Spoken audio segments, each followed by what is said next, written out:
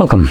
In front of me is a Nokia T21 and today I'll show you how you can format your SD card.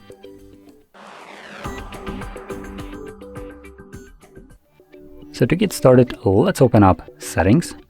From here, scroll down to Storage. There we go.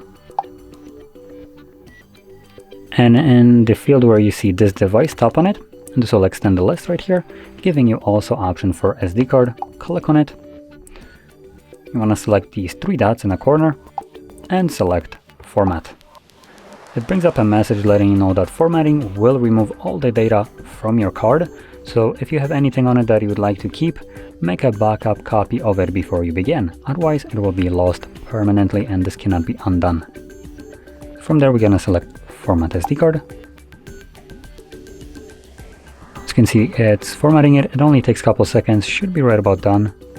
There we go. So click on the Done, and that's it. So if you found this very helpful, don't forget to hit like, subscribe, and thanks for watching.